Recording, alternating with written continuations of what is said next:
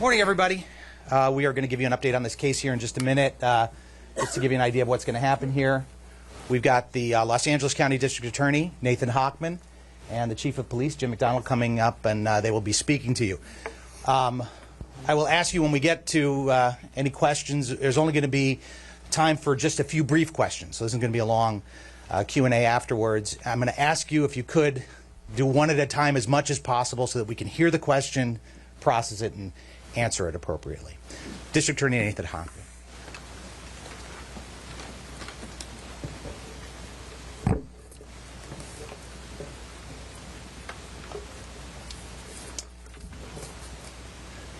Good morning. My name is Nathan Hochman. I'm the District Attorney of Los Angeles County. With me up here is Los Angeles Police Department Chief Jim McDonald. Also at this podium on the DA's side are the Assistant District Attorney Maria Ramirez, who oversees our special operations. We have John McKinney, who is our Director of Specialized Prosecutions. The Assistant Head Deputy District Attorney is Habib Balian of the Major Crimes Division. Deputy District Attorney Beth Silverman of the Major Crimes Division will be the lead prosecutor on this case. From the Los Angeles Police Department, we also have Captain Scott Williams, who's the commanding officer of LAPD's Robbery Homicide Division, the Chief of Detectives, Alan Hamilton, the Director of Specialized Prosecutions, Mike Rimkunis, and the LAPD detectives on this case, Josh Byers and Corey Farrell.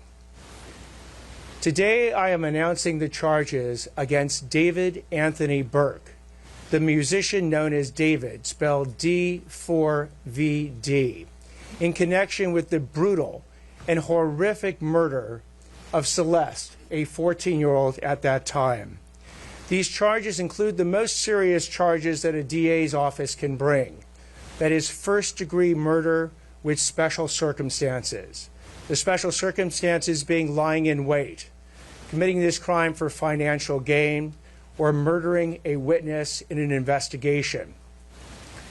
These special circumstances carry with it, along with the first-degree murder charge, a maximum sentence of life without the possibility of parole or the death penalty.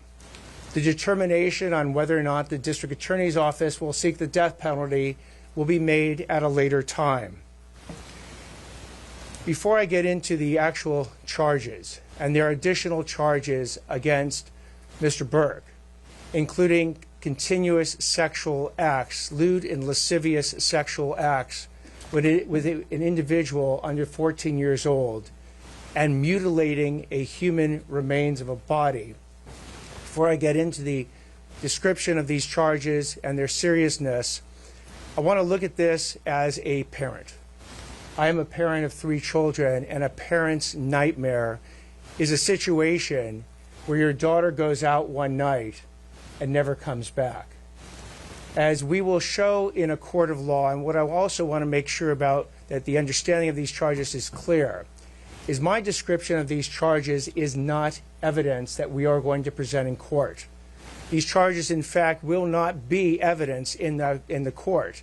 Evidence will be the witness testimony, the documents, and different types of admissible testimony that we will admit into court in the prosecution, and if it leads to the eventual trial of Mr. Burke, to convince a jury of 12 people beyond a reasonable doubt that each and every one of these charges is true, as well as the special allegations and circumstances that have been alleged. Now, back to this being a parent's nightmare. On April 23, 2025, as been alleged by the complaint, Celeste, a 14-year-old at that time, went to Mr. Burke's house in the Hollywood Hills. She was never heard from again. On September 8, 2025, as alleged in the complaint, Miss Celeste's remains, her dismembered and decomposed remains, were found in 2 bags inside of a front trunk of a car registered to Mr. Burke. Thereafter began an investigation. The investigation was to determine who killed, who murdered Celeste months and months before. That investigation was carried out in unison and in partnership between the LAPD's Robbery Homicide Division and the District Attorney's Office. At every point in the investigation, through the arrest and the filing of charges, the LAPD and the District Attorney's Office have worked in lockstep. There's been no disagreements amongst these entities in deciding how to proceed with this case, ultimately leading to these charges today.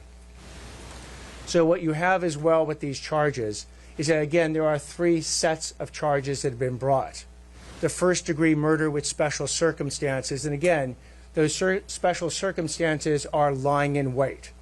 That Celeste went to Mr. Burke's home on the night of April 23, 2025, as alleged in the complaint, at his invitation, and again, was not heard from again.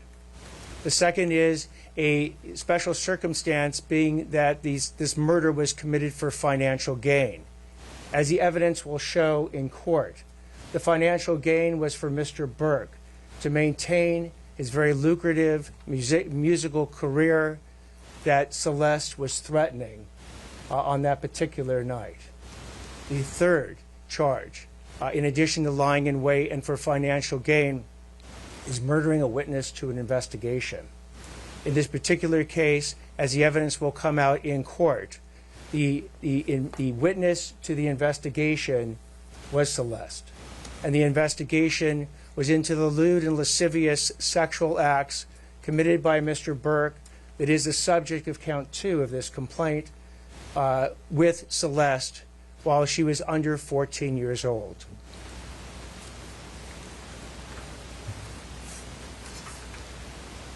I had the chance to meet with some of the family members of Celeste, and their grief is incalculable as to what happened to their daughter. What they have demanded, what we have assured them that the District Attorney's Office working with LAPD would give them is the proof beyond a reasonable doubt on who killed their daughter, on how their daughter was killed, when their daughter was killed, and bring that killer to justice. That killer that we have now charged is David Anthony Burke. We will have questions after I speak and Chief McDonald speaks. At this point, I invite Chief McDonald to speak. Thank you very much. Good morning, and thank you all for being here. I want to begin by expressing my deepest condolences to the parents of Celeste Rivas. No parent or any human being should have to endure what you've gone through. Today, alongside DA Hochman and our partners at the LA County District Attorney's Office, and thanks to the tireless and hard work of our investigators at the LAPD, we're announcing the arrest and prosecution of David Burke for the murder of 14-year-old Celeste Rivas. Throughout the 7-month investigation, this department has faced criticism for how we handled the case and for our decision not to provide details. I want to be clear about something. My duty is not to fuel speculation, it's to deliver justice, and that requires patience and discipline on everybody's part. This investigation was driven by a single purpose: to secure justice for Celeste Rivas and for those who loved her. We had to be certain that nothing we did or said would ever jeopardize this case. Ms. Rivas was a reported runaway from Riverside County. During the course of our investigation, detectives learned that she had been involved in a sexual relationship with Mr. Burke when she was a minor and he was an adult. On April 23, 2025, Ms. Rivas arrived at Mr. Burke's home in the Hollywood Hills. That's the last time she was known to be alive. On September 8, 2025, Ms. Rivas's dismembered and badly decomposed body was discovered in the front trunk of Mr. Burke's impounded Tesla. From that moment forward, our investigators faced an extraordinary, difficult, and complex case. The condition of her remains delayed the medical examiner's ability to be able to determine cause of death.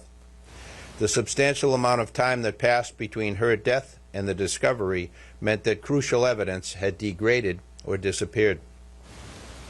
And as detectives worked to uncover the truth, they also had to sift through and debunk a great deal of false information circulating publicly. These challenges were real, and they required patience, precision, and an unwavering commitment to the facts. Despite these obstacles, and despite intense public pressure, our Robbery Homicide Division detectives remained steadfast in their duties. They recovered and analyzed a substantial amount of digital and forensic evidence. They stayed focused, disciplined, and committed to uncovering the truth. Their work, in close collaboration with the District Attorney's Office, has brought us to this moment today. I want to thank the District Attorney and his team, as always, for their partnership.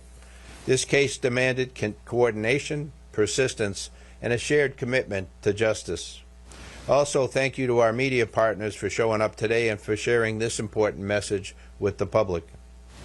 And finally, to Ms. Rivas's family, we cannot undo the pain you are feeling.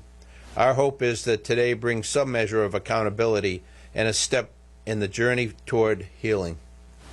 Please know that the Los Angeles Police Department remains fully committed to seeking justice on behalf of your daughter. Thank you. So at this point, we'll take questions. Anything more you can tell us about the fact that she was a witness in the coming investigation, that she reported the abuse, who was doing that investigation? The details of the allegations that have made, particularly with that special circumstance, will be produced in court. Did you determine cause of death and the difficulty it was to determine both the manner, cause, and date? So with respect to the coroner's report, we will be seeking quite quickly to provide an order to the court that now allows the coroner to release that report to the public. Do you believe that he acted from the BBC, between the finding of the body of Celeste's body or her remains, why has it taken so long for an arrest to be made? I think the police chief got it right, that in a situation where you don't have an eyewitness account, or we can't point to a video that shows the killer killing someone, you have to go through the very rigorous and thorough investigation to look at all the digital and forensic evidence. You have to speak with witnesses, often who are cooperative, and some who are not cooperative, in order to obtain all the information necessary to decide who did what, when, how, and what their mental state was at the time. That is what we've been doing over the last, between September 8th, roughly, and today when we bring these charges on April 20th. So again, it's a type of case that you want to make sure you get maximum information.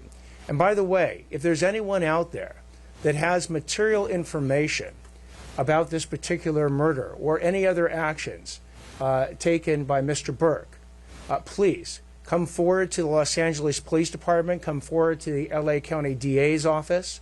and report that information. Mr. Hoffman, there are other people who are aware of this relationship. Is it possible that you will be arresting other people within his circle, and did he act alone in this death?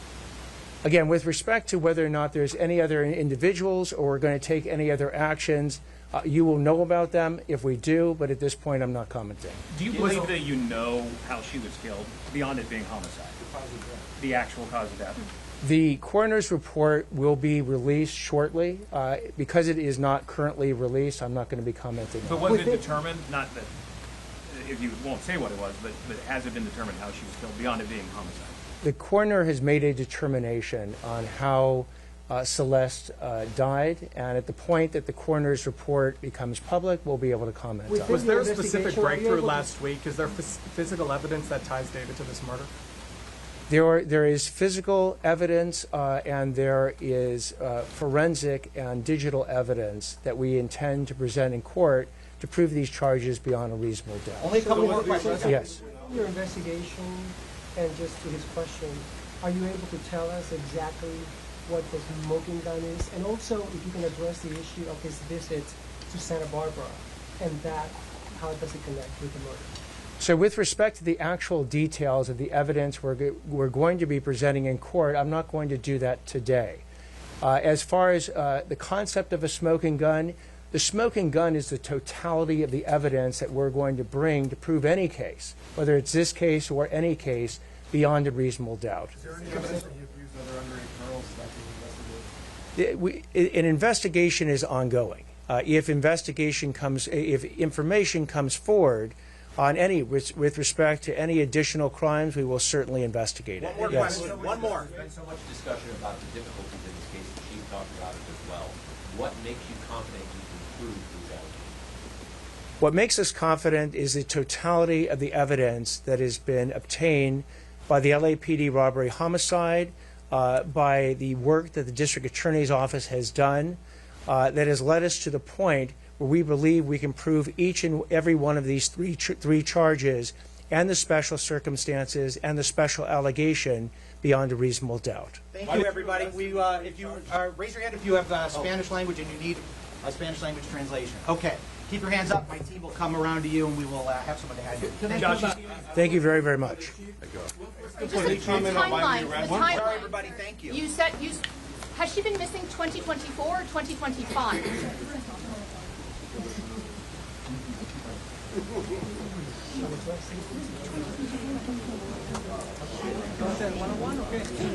Yeah, case is being filed. So a few things, you guys. Case is being filed, so I know you guys have your deadlines right now.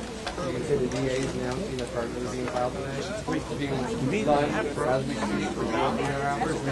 Arraignment should be at 1:30 today, so we're in the department.